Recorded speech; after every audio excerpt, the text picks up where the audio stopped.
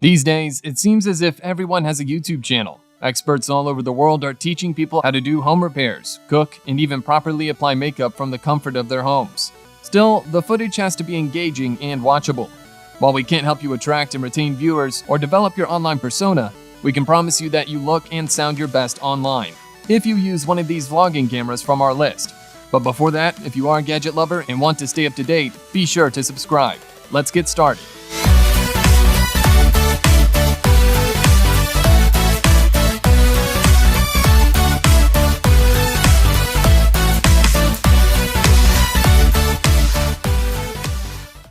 The Sony ZV-1 is an interesting compact camera for a number of reasons. When it comes to the body of the camera, the exterior is made of plastic, but looks solid.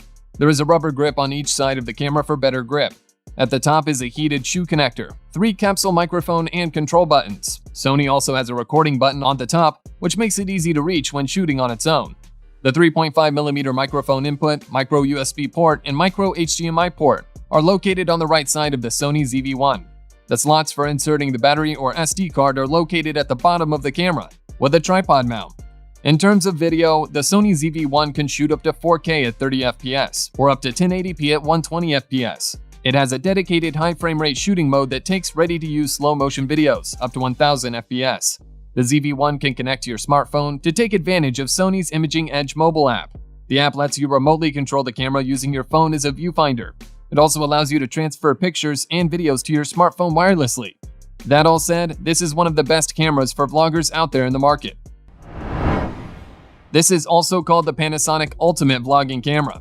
It is clear what kind of person the company is targeting with its new G100. The G100 is available in a variety of kits, including a small tablet with a tripod selfie grip. The Panasonic G100 uses a 7.4-watt DMW BLG10 battery. It gives a CIPA battery life rating of 270 shots per charge, regardless of the mode in which the camera is asleep at all times. Spec sheet offers 90 minutes of HD video recording with a fully charged battery, or up to 80 minutes for 4K. Other features include a 20.3-megapixel MOS sensor, 5-axis hybrid image stabilization, a full-touch, touch-sensitive screen, an electronic viewfinder, and a single SD card slot. It also has social media-friendly features, like a video selfie mode, a social media frame marker, and a dedicated button for sharing your videos. When the LCD screen is forwarded to face the user, the camera automatically switches to video selfie mode.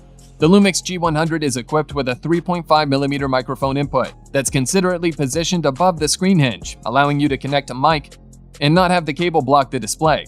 On the right side are the micro USB and micro HDMI ports.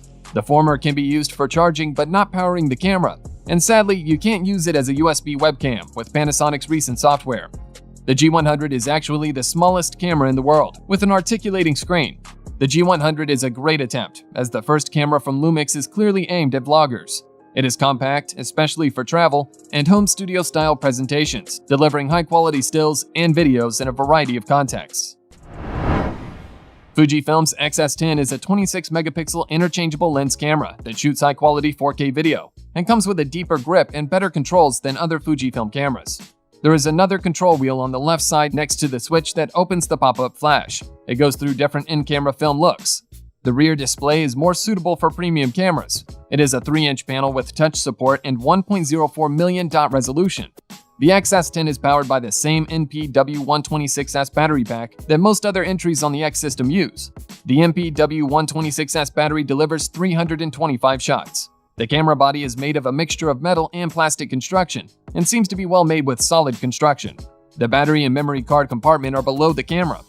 There are underhand grip, and the X-S10 includes a 3.5mm jack for an external mic, as well as USB-C for charging, data transfer, and audio monitoring with headphones. Image quality in high ISO settings is best with APS-C models. The X-S10 can take photos in its native range of ISO 160 to 12,800, and the wide range of ISO 80 to 51,200 is available when using mechanical shutters. Wi-Fi and low-power Bluetooth are built in, and cameras can be used to transfer images and remotely control the camera using the FUJIFILM Camera Remote app. The Olympus OMD EM5 Mark III MP is a 20-megapixel micro 4-thread camera aimed at photographers and the first in the EM5 line to provide sensor face detection autofocus. Despite the size, the EM5 III feels sturdy in the hand, and its body is made of a mixture of metal and alloys, which is covered with a faux leather. The top plate of the camera is filled with switches, dials, and buttons. Ports of the camera include HDMI, USB, mic input, and the Olympus's optional RMCB2 wired remote connector. On the opposite side of the camera is a single SD card slot, which supports UHS 2 media. Like the EM5 II, the Mark III also offers Wi-Fi, with Bluetooth being the latest addition. The EM5 III claims the same 4K video specifications, including a stable full-width 4K 30p capture and a wide DCI 4K. It also offers 1080 120p capture. Olympus switches from an LCD to an OLED panel to the Mark III, which improves the contrast and keeps the Mark III at the same level as its peers.